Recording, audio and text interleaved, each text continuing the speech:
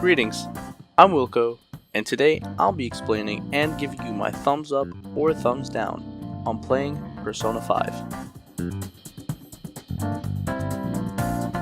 Persona 5 is a role-playing game developed by Atlas for the PlayStation 3 and PlayStation 4, and is chronologically the 6th installment of the Persona series, part of the larger Shin Megami Tensei franchise.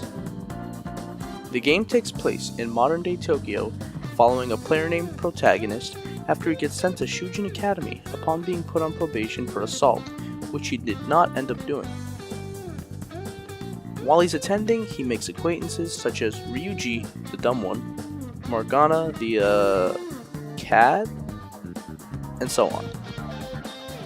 Eventually, the protagonists unlock these powers of their inner beings called personas, the locked-away personality and desires of a person.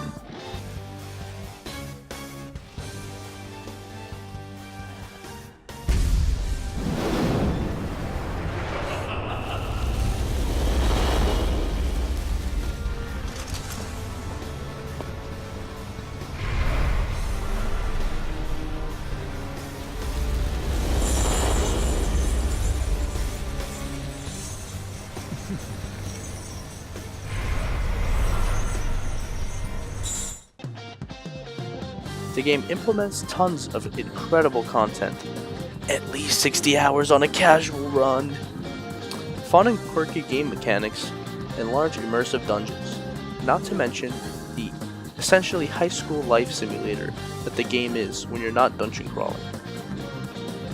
The overworld, per se, has the protagonist going to school, making themselves into a perfect human being, buying sketchy drugs, and forming bonds with both classmates and other people around Tokyo, known as confidants, each holding their own abilities capable of helping the player. As if that wasn't enough, you get to even date almost any of the female protagonists. Oh.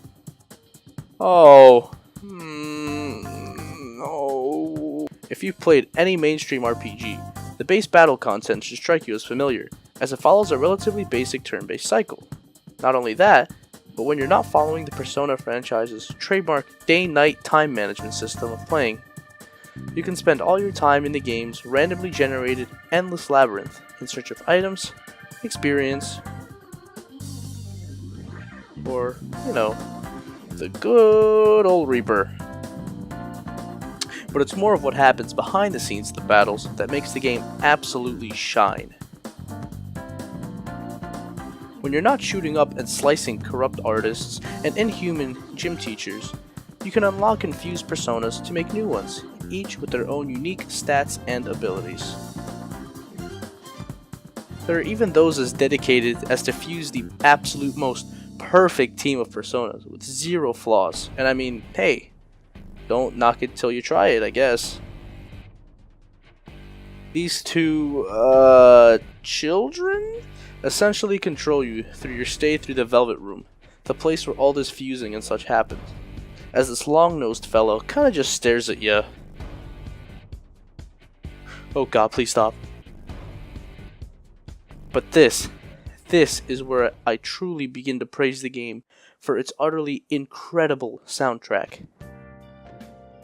The entire soundtrack consists of multiple genres of jazz, rock, and other genres I'm not cultured enough to list, but no matter what, the boss themes, heist themes, and just any damn themes in this game fill me with emotion and make me want to marry the entire music team.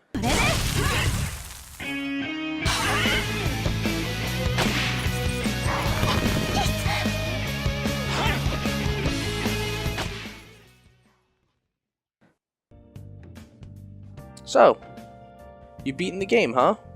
Nice. Good for you. Now do it again.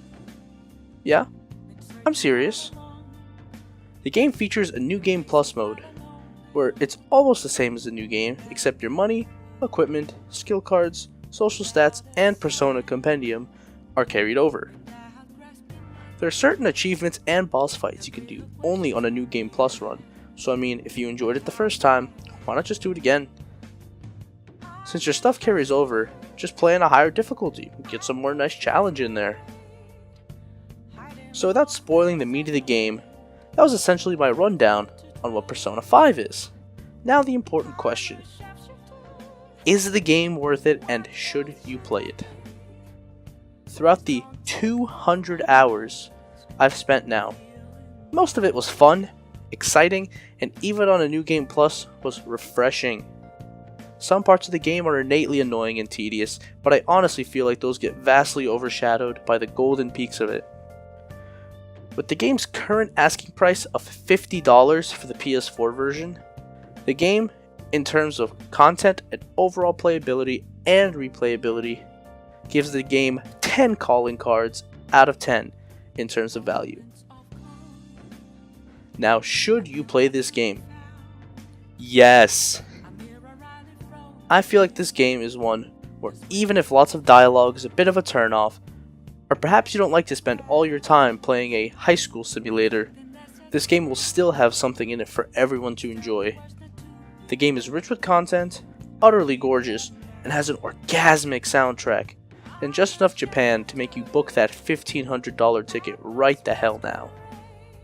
This game is by far one of the best video games I've personally had the pleasure of playing, and I beg you to let it touch you inside. In, platonic and not early rapey way. So with that was my review of Persona 5.